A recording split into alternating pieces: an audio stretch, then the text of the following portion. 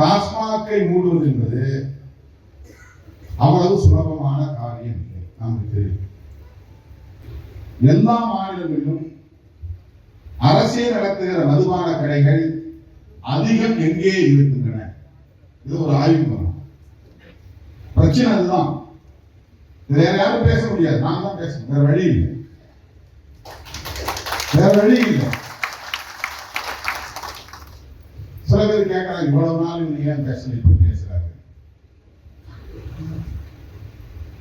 இவ்வளவு நாளா நான் பேசுறது நீ கவனிக்கல, இப்பதான் கவனிக்கல. இவ்வளவு நாளா நான் பேசுறது யாரும் ஊடகங்களை பெருசா போடல, இப்ப போடுறீங்க. அதுக்கு உங்களுக்கு ஒரு காரணம் இருக்கு, எனக்கு ஒரு காரணம் இல்லை. ஆனா தொடக்க காலத்திலிருந்து பேசிட்டு வர அரசியல் தான் இந்த அரசியல். வாய்ப்புள்ள இடங்களெல்லாம் நான் விளக்க சொல்லிட்டு இருக்கிறேன், பயிர்ல சொல்லிட்டு இருக்கிறேன்.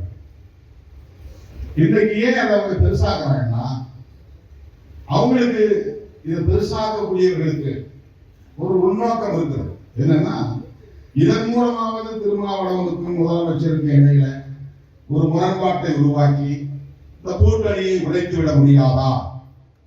நம்மள பெருசா நினைச்சாலும் போடல.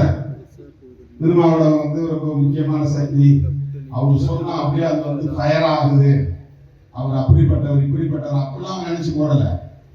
திருமாவளவனை பயன்படுத்தி திமுக கூட்டணியை உடைக்க முடியுமா அப்படின்னு நினைக்கிறவர்கள் பெருசாக.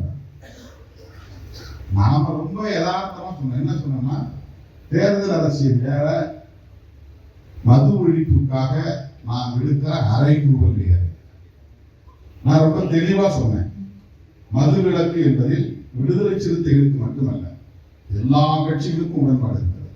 திமுகவும் மதுவை வேண்டாம் என்று சொல்லுகிறது, தேர்தல் அறிக்கையை குறிப்பிட்டிருக்கிறது. அதிமுகவும் மதுவை ஒழிக்க உடன்பாடு இருக்கிறது என்று தேர்தல் அறிக்கையில் குறிப்பிட்டிருக்கிறார். விடுதலை சிறுத்தைகளும் சொல்லுகிறது, இடதுசாரிகளும் சொல்லுகிறோம். எல்லா கட்சிகளும் சொல்லும் போது அப்புறம் ஏன் மதுக்கடைகள் திறந்திருக்கு? உனக்கும் பிடிக்கல, எனக்கும் பிடிக்கல, அவருக்கும் பிடிக்கல, இவருக்கும் பிடிக்கல, அப்புறம் ஏன் மதுக்கடைகள் மூட முடியவில்லை? இந்த கேள்வியை எழுப்பிவிட்டு நான் சொன்னேன், எல்லோரும் சேர்ந்து ஒருமித்த குரல் எழுப்புவோம், மதுவை ஒழிப்போம், தேசிய கொள்கை வேண்டும் என்று வலியுறுத்துவோம். அப்ப பத்திரிகையாளர் கேட்டார். நான் சொன்னேன், அதிமுகவும் பேசலாம், இந்த மேடைக்கு வந்து சொல்லலாம். இது ரொம்ப ரொம்ப இயல்பாக நான் சொன்ன ஒரு கருத்து. உடனே திருமாவளவன் காய்களை நகர்த்துகிறார். நல்லா செஸ்ஸா விளையாடுங்க. என்ன காய்களை நகர்த்துகிறார், ஏதோ திட்டம் போடுகிறார். ஒரு சோசியல் ரெஸ்பான்சிபிலிட்டி, எனக்கு ஒரு சமூக பொறுப்புணர்வு இருக்கிறது. நான் மக்களை சந்தித்த போது மக்கள் எனக்கிட்ட கட்டளை மாவோ சொன்னான், மக்களிடம் செல்லுங்கள், உனக்கு கற்றுத் தருவார்கள். பள்ளிக்கூடம் போல் சொல்ல அரசியல் கற்பதற்கு, பல்கலைக்கழகம் செல்லுங்கள் என்று சொல்லவில்லை, அரசியல் கற்பதற்கு மக்களிடம் செல்லுங்கள் என்று மாசேத்தும் என்கிற மாவோ சொன்னதை நாம் அறிவோம். தமிழ்நாட்டில் மூடினா பாண்டிச்சேரியில் விற்பனையாகும், ஆந்திராவில் விற்பனையாகும், கேரளாவில் விற்பனையாகும், எல்லாம் இந்த தமிழ்நாட்டுக்குள்ள வந்து குவியும். தேசிய அளவில் மதுவிலக்கு கொள்கை கொண்டு வாருங்க, கான்ஸ்டிடியூஷன்ல இடம் இருக்கு. அதுதான் நாம் சொல்லுகிறோம். இந்த திருமாவளவன் குரலாக மட்டுமில்லாமல், விடுதலை சிறுத்தைகளின் குரலாக மட்டுமில்லாமல், ஏன் தேசிய மதுவிலக்கு கொள்கையை திமுக வலியுறுத்த கூடாது, அதிமுக வலியுறுத்த கூடாது, காங்கிரஸ் பாஜக போன்ற தேசிய கட்சிகள் ஏன் இதை ஒரு தேசிய கொள்கையாக வலியுறுத்த கூடாது? இதுதான் விடுதலை சிறுத்தைகள் எழுப்புகிற கேள்வி. இதை போய் தேர்தல் அரசியலோடு முடிச்சு போட்டு தயவு செய்து இந்த தூய்மையான நோக்கத்தை களங்கப்படுத்த வேண்டாம் என்று கேட்டுக்கொள்கிறேன். சரி, இப்படி பேசுறதுனால திமுக உங்களை தப்பா நினைக்காதா? இந்த ஊடகங்கள்லாம் இப்படி திரித்து எழுதுவதால் இந்த உறவு பாதிக்கப்பட்டு விடாதா? கூட்டணி முறித்து விடாதா? உங்களுக்கு அந்த நோக்கம் இல்லை. வேண்டுமென்றே சிலர் இதை கூர்மைப்படுத்தி உடைத்து விட மாட்டார்களா? நான் எந்த கணக்கும் பண்ண விரும்பவில்லை.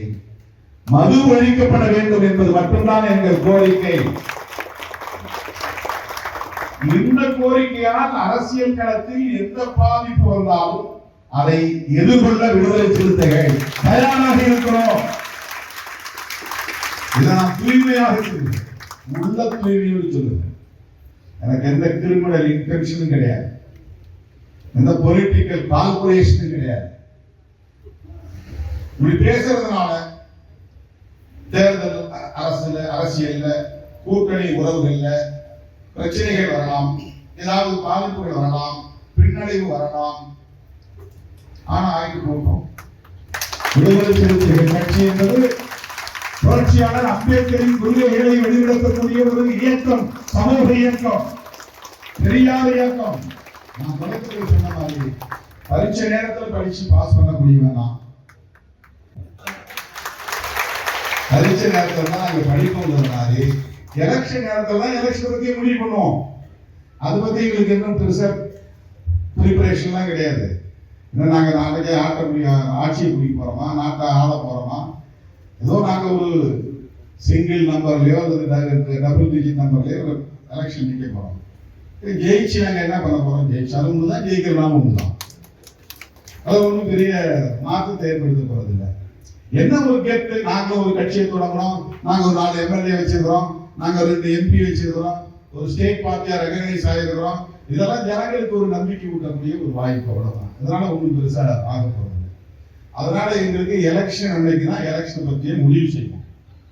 அண்டர்லைன் இந்த பாயிண்ட் போட்டு அடிக்கோடு எலெக்ஷன் நேரத்தில் தான் எலெக்ஷன் பற்றி முடிவு செய்வோம். இப்ப நாங்க திமுக கூட்டணியில் இருக்கிறோம். நான் நம்பிக்கிட்டு இருந்தேன். திமுக கூட்டணியில் இருக்கிறோம். கூட்டணி தொடர்கிறது என்றும் நாங்கள் நம்புகிறோம், தொடரும் என்றும் நம்புகிறோம். பாதகம் செய்பவரை கண்டால் நாம் பயங்கொள்ளலாகாது பாப்பா, மோதி மிதித்து விடு பாப்பா, அவர் முகத்தில் உமிழ்ந்து விடு பாப்பா. அண்மை செய்திகளை உடனுக்குடன் தெரிந்து கொள்ள இணைந்திருங்கள் இயம்நாடு தொலைக்காட்சியுடன்.